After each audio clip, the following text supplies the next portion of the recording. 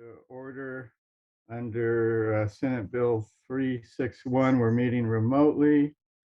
Let's see, do we have everyone up? And go ahead, Clerk Meadows, call the roll, please. Good morning, Commissioners. Chair Orth, Here. Commissioner Ignacio, Here. Commissioner Ward, Here. Commissioner Gonzalez, Here. Commissioner McGorty, Commissioner Mulhern, Here. Commissioner Winkle. He's just Looks like entering he's, the meeting. yeah, logging in. Commissioner Roden, Yes, here. Commissioner Haschak, and Commissioner Winkle.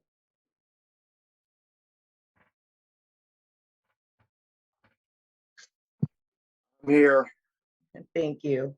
Thank you. Commissioners Bazzani and Frohnberger send their apologies for their absence today. And other staff members present include Executive Officer Hinman, Analyst Filer, and our legal counsel, Mr. Scott Brown. Thank you. And I do see we do have a quorum here today, which is good. Why don't we move to public expression? And Uma, we do have some members of the public here. Would you just describe how they can come in to make comments? Yes, thank you. Good morning. To provide comments, please use the raise hand function in Zoom. For those accessing from a computer, tablet, or smartphone, the raise hand function may be selected by clicking or tapping it from the reactions option. When joining the Zoom meeting, please enter your name so that you can be identified to speak. For those utilizing the phone option, which is audio only, please use the raise hand feature by pressing *9 on your keypad to raise your hand and *6 to unmute yourself. When it's your turn to speak, you'll be called upon by the last 4 digits of your phone number if available and asked to identify yourself for the record. Thank you. And at this time, we're under public expression.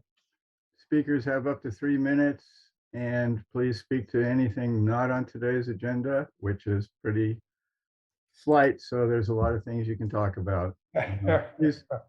Please raise your hand if you wish to speak.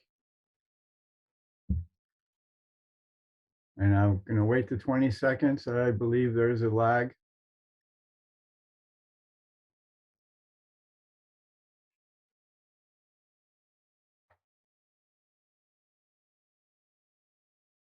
And seeing no hands, we'll move on to our consent calendar. And is there any commissioner, Jerry, you wish to pull an item? Yeah, I'd like to pull 3A, 3C, and I have a question on 3F. Go ahead and ask your question on 3F so we can get a motion. Well, Okay, good. Thank you. This is a contract that actually began in July 1st. Why are we so late in getting it to us? We took quite a bit of time to get through the county process. We just received it a couple of weeks ago, so we held it for this meeting. But it was delays on the county side. How did the new rates compare to the last year's rate? They were the typical % increase per year for the county rates. I don't know exactly the percentage, but it was a few dollars. Okay, so we used them in October, some GIS services. So we approved those, so that cost, even though we hadn't approved the contract, or did they use the old rates? They used the current rates, so we Okay. did approve them, yes. All right, that's all I had on 3F. We move to 3A. please. On page 6 of the minutes, at the very top, the second paragraph, under the Cortese-Knox-Hertzberg Act, it's modified by consolidation. I don't know if disillusion is the correct word. Yes, thank you. And then at the bottom, under the first bullet of 7, down at the bottom, the second sentence starts with she. I think it should be staff. And then on page 7, under 7D, second bullet, the third sentence also says she. I think that should be staff.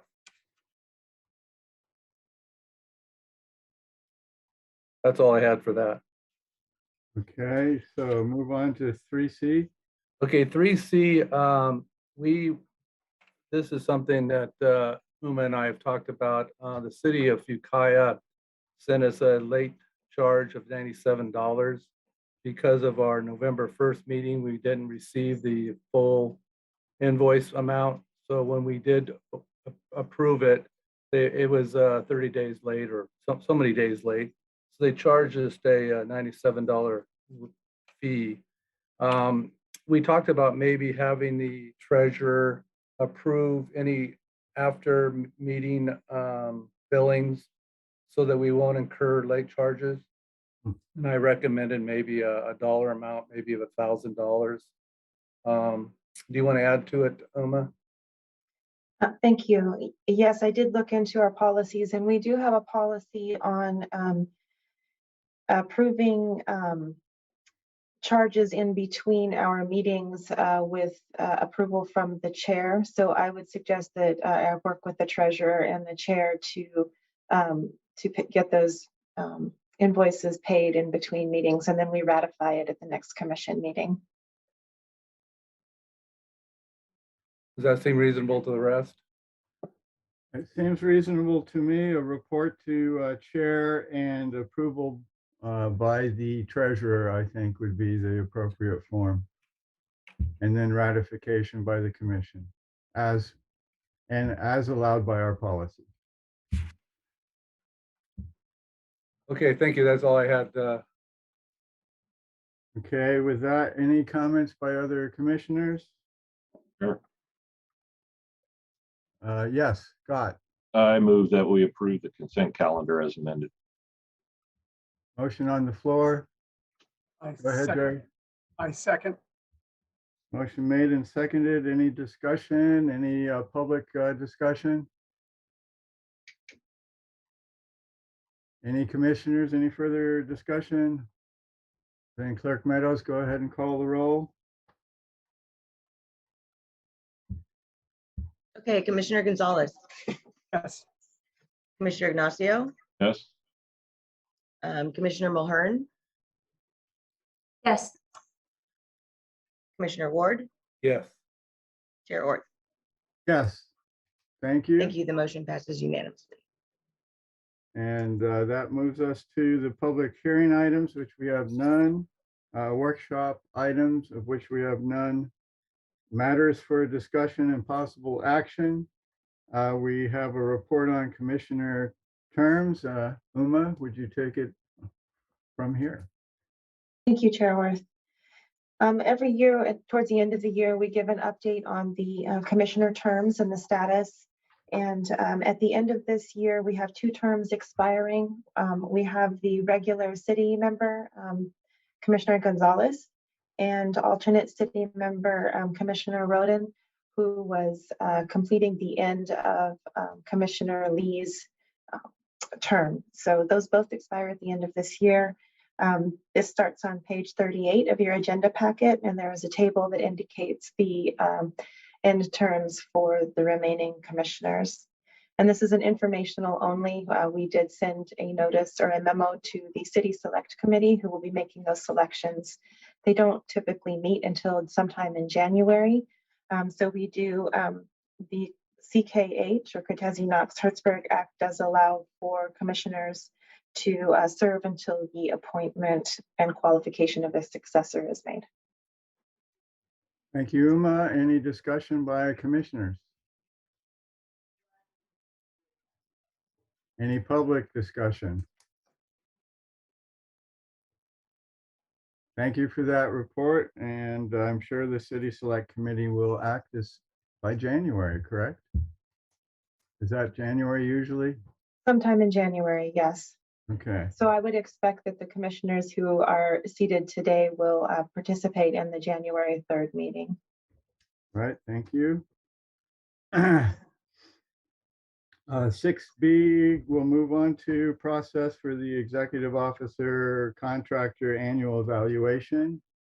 And I was able to, we just evaluated our general manager in Brick Trail, so I pointed Uma in the direction of that type of evaluation process. And Uma, would you take it from here? Thank you, Chair Orth.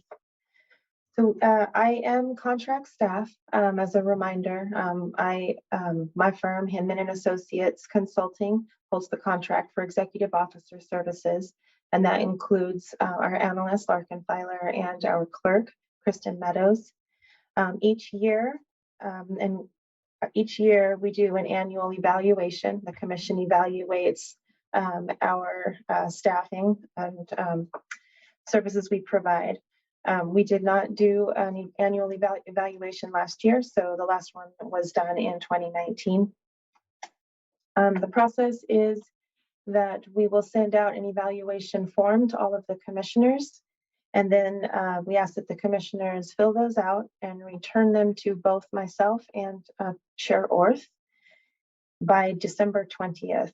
And then those written evaluations will be consolidated into an evaluation that is given to the executive officer in a closed session at the January 3rd meeting. And during that time, our legal counsel will join us, and we will have both the verbal and written evaluation for myself. One thing that I would like to say is that the evaluation is a single evaluation. It is not intended to be the separate evaluations of each of the commissioners. So at the evaluation meeting, you will have to reach consensus on each item.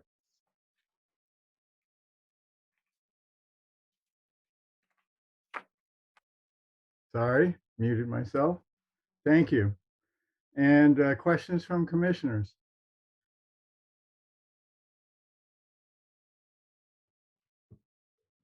Okay, look for your email soon. And any questions from the public? Okay, seeing none. We'll move on to information and report items, starting with 7A, the work plan, current and future proposals. Ms. Hinman, please. Thank you. Well, I'm all of us as staff are pleased to report that the Ukiah Valley Fire District annexation application is complete. With the protest hearing completed, we did get the Board of Equalization packet out the door, and the distribution is in process. We've received confirmation from the Board of Equalization of that submittal, and the project is complete as far as the processing. So we do a distribution of the complete packet to the auditor and the assessor's office, and that completes our process. We have had no movement on the remaining applications that are on in the staff report, starting on page 40 of your packet.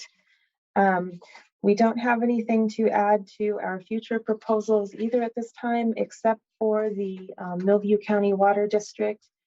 We did receive notice of a circulation of an initial study and draft mitigated negative declaration. Those comments, public comments, are due today. So as a responsible agency, LAFCO is providing comments, and we will get those submitted by the end of the day. And that is for the proposed annexation of the Masonite properties. As far as the work plan, we have completed 2 of the tasks for fiscal year 21-22.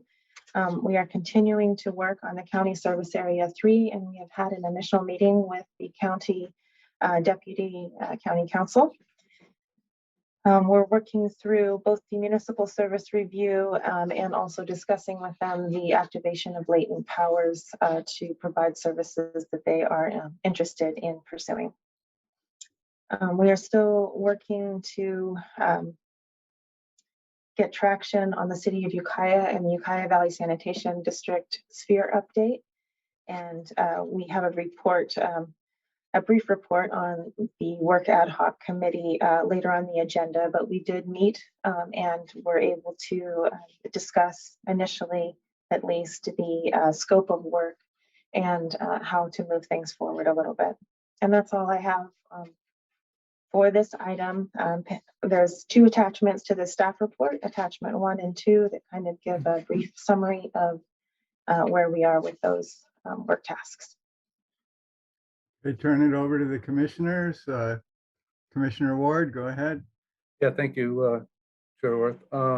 First of all, the Millview County Water District, looks like you're spending a lot of time back and forth with them. Are you going to anticipate getting an application going so we can track the costs or receive a deposit? Yes, we are working under a pre-application with them, and so the the time that we spend reviewing the CEQA document will be able to capture that through that process, and also Go ahead. and Sorry. also through the application. Once they adopt a CEQA document, they will be able to submit an application to LAFCO. So we anticipate that in the near future. How about the Ukiah annexation north and the Western Hills? Looks like you're spending time on that too.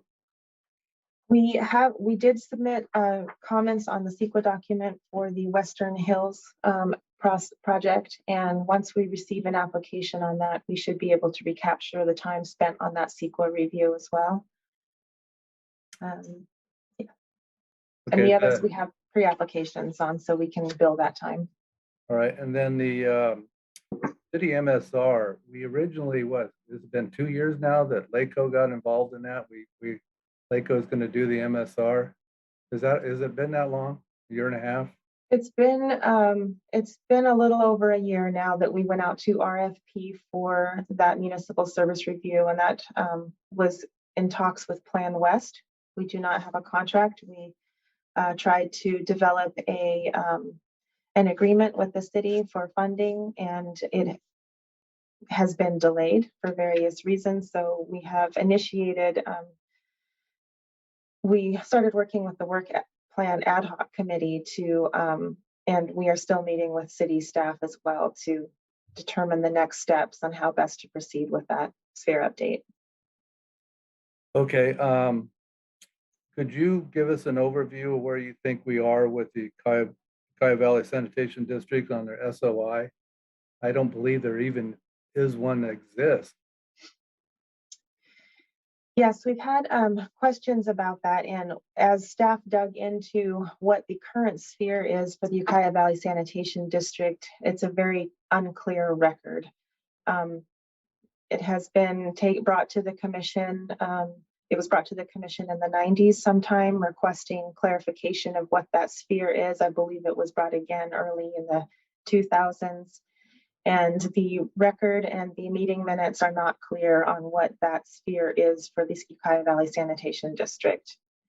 It appears that there was no sphere adopted with the original 1984 Zion study, as most of the special districts and cities in the county did have their spheres adopted at that time. It doesn't appear that the sanitation district was. So we've gone back through, we've tried to research what that sphere is, and it appears that it is just not very clear. So the hope was to move forward with the sanitation district sphere update and to very clearly, of course, establish that sphere with that process. How do you expect to come up with that sphere then? I mean, what's your plan on that? Well, it would be based on recommendations that come out of the municipal service review. And the original intent a year ago was to have that be done by contract. And then there's coordination with the city of Ukiah as well. And the sanitation district and the city of Ukiah are in talks to develop some sort of plan for moving forward on their respective spheres together. Okay. Yeah, I was amazed that we haven't had a SOI for them for 40, 30 years. It's amazing. We'd let something like that go. Anyway, thank you for the update. Okay, other commissioners? Questions? Okay, then we'll move on to what is sort of associated correspondence. And there is Yes. a letter. Thank you. Yes, we did receive the annual letter from the State Controller's Office, which is a notice of inactive districts in each county. CSA 3 was again identified as an inactive district, and a few years ago, we did go through initiating a dissolution process on CSA 3. However, the county did deposit money into the CSA 3 account, which with the intent to keep it active. Our intent is from staff is to send a letter to the State Controller's Office, updating them on our municipal service review and sphere process, and that we're working with the county to activate latent powers for that district. Okay, thank you. As far as, Yes, go ahead, Uma. sorry about that. As far as process, once we receive the state controller's notice, the LAFCO has 90 days to initiate dissolution or provide a reason why not to. So that the letter is the intent to address that. Okay, thank you. And of course, you know, I'm the only district rep here today, but I will say it's a, I think, critical issue facing the county to describe latent powers that they might wish to utilize in future. And I do believe the county is expending funds in various areas that would justify the economics for adopting certain powers. Scott Brown, do you have a comment? Yes, it would be good to have these latent powers very clearly laid out. They aren't in all of the MSRs. And then we can know what powers a district or the county CSA may need to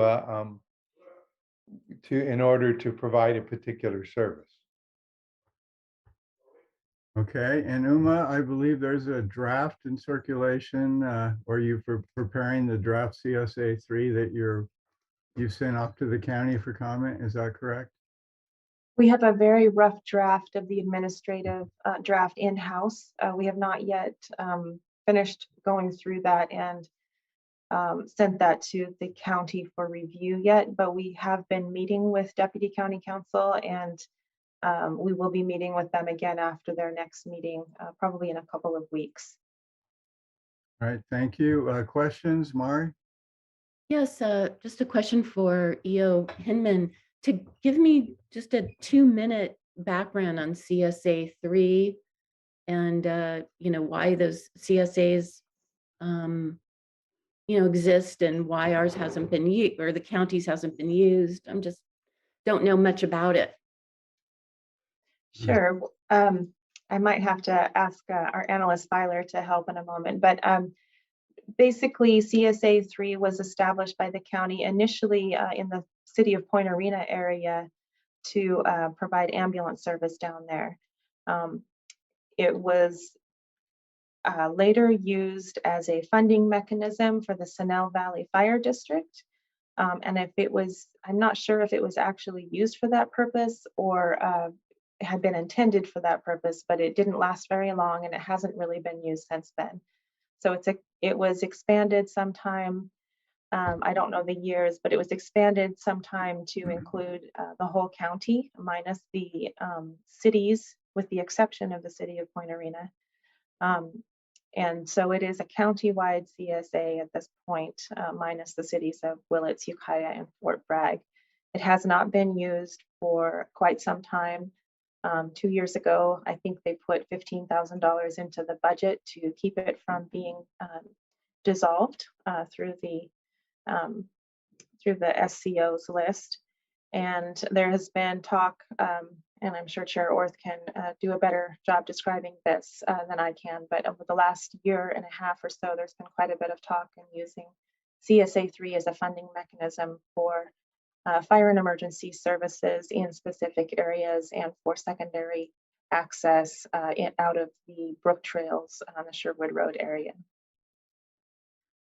And I'll add to that, the fire district and fire chief associations are looking at the service area 3 potentially to help fund through a benefit charge on property, which the county has the availability of going through a similar process that we just did with Ukiah Valley Fire, which is a protest type hearing for benefit charges, and to support a fire marshal's office within Mendocino County, within the unincorporated areas that Service Area 3 serves.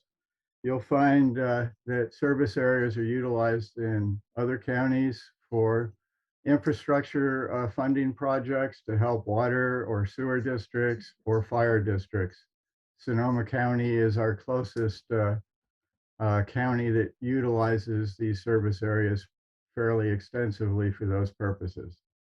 So our review will bring out both the powers that are available, and hopefully the county will come up with a plan through their reorganization to utilize Service Area 3 and some of its powers to help achieve greater benefit levels to the unincorporated areas in those areas. And that's why it's still being kept active and why we're in this process of review to get the county to actually determine which powers it wishes to utilize, which will continue on with Service Area 3 as an available mechanism for adopting other powers in the future for those that they don't adopt initially. Am I correct, Scott, in saying what I just said? You're muted. Please repeat. Oh, I was just describing how county service areas are available under the powers that we would describe that are available for the county to adopt. And if they adopt one of those powers, the district will move forward, and in future they can adopt other powers as needed. Well, understand that their authority to initiate new powers requires LAFCO approval. So they can't do anything until they make an application to us for a new service. And as part of our process, we have to analyze it and make sure that it's for the benefit of the public. Okay, Mara, does that answer your question? Okay, any other commissioners wish to speak on this? If I may just add one thing, that this municipal service review and sphere update will be the first for the CSA 3. Thank you, Uma. And with that, we'll move on to 7C, CALAFCO business and legislative report. Yes, thank you. Just wanted to remind folks that the water webinar, Throw Out the Historic Water Framework, What Do LAFCOs Do Now? Webinar is scheduled for this afternoon. This is a free to all CALAFCO members. It starts at 1:30 this afternoon, and I am one of the panelists on that. We also have the Northern Region Roundtable meeting scheduled for this Wednesday, and it's a great opportunity to network with all of the Northern LAFCOs to hear what issues they're facing and to really dig into some of the issues, common issues that we're all working through. So that is this Wednesday, December 8th, and I believe it starts at 8:30 in the morning. And that's all I have. And question, I would imagine the water webinar is also going to discuss the latest declaration from the state of a continuing drought emergency. I believe so. We have the deputy director for the State Water Board as one of the panelists, and he's going to give us an update on the statewide issues. And then we have, I think it's from Merced, one of the commissioners from Merced County, and then myself talking about kind of the drought emergency in the trenches and LAFCO's role and response. And so for January, should we have an agenda item to discuss what you to report out on these two meetings? Sure, we can do that. Okay. Commissioners, any questions? Public, any questions, comments? Thank you. We'll move on to your report, EO Hinman. Thank you. I did want to touch on the rent will be increasing on our office space. It is consistent with the contract, which we do have a 3-year contract. I believe it, Treasurer Ward, I will start talking with you about that. I believe it's coming up at the end of this fiscal year. Our current rent rate is $434. It will be increasing to $456, and that's consistent with the 5% allowance under our contract. The year-end financial reports for the audit have been provided to the treasurer and will be sent to our auditor this week so that he can get started. We did touch on Millview County Water District's CEQA document, and we will be working on that and submitting comments by the end of today. And again, we'll be able to recoup those costs through our pre-application with them and the application itself once it comes in. And just as a reminder, on the city selection committee, they won't meet until January. So if Commissioner Ward and alternate Commissioner Roden would be able to join us in for our January meeting, that would be much appreciated. And I don't have anything further. Okay, questions from commissioners? Okay, seeing none, questions from the public? No hands are being raised. Then we'll go to committee reports. And I guess you did have one committee meet? We did. The work plan ad hoc committee met and we discussed, so 2 of the commissioners were able to participate in the meeting, and staff gave an detailed overview of our workload and the work plan tasks and some of the issues that we're going to be facing with review of applications and also implementing the 2 sphere updates for the sanitation district and the city of Ukiah. So the intent of that meeting is to receive feedback from the ad hoc committee and to help provide some guidance to staff in moving forward. It's an opportunity for us to really discuss some of the issues that we see and get some feedback on how the commissioners feel that we should move forward. So it was a really great meeting, and I appreciate the commissioners' time, and we will be meeting again towards the end of this year or in January to continue the discussion. Okay, thank you. And any questions from commissioners? Any comments by or questions by our public members and the general public? Okay, there being none, we'll move on to commissioner reports, comments, or questions, and I'll open it up to any commissioner. Just raise your hand. Okay, Commissioner Gonzalez. I just want to say, I know I have one more meeting, I guess, that I could potentially be involved with. And like I told Uma, if needed, I will serve in any capacity. So just wanted to throw that out there. Okay. Thank you all for being able to, it's a pleasure to serve with all of you. Hope to see you again soon. I would just like to make a comment of watching the county redistricting process. I thought it went very smoothly, and I was very appreciative of the GIS service employees and the work they put out for that program. And I think the county GIS service office is doing an excellent job. So I'm sure the supervisors were happy as well. And it does have a countywide impact. So I just want to compliment our supervisor for having such a good office, and I'm sure Uma works with them extensively, and you're getting the same level of service. It seems like they're very professional and able to bring up a lot of data quite quickly. So it was very nice to see that happen. Other than that, I have nothing to add. So are there any further comments by commissioners? I think this was probably our fastest meeting to date. So I'll be looking forward to seeing you all next year. Thank you, everyone. So Thank have you. a great and safe New Year's all. See you in January. We are adjourned.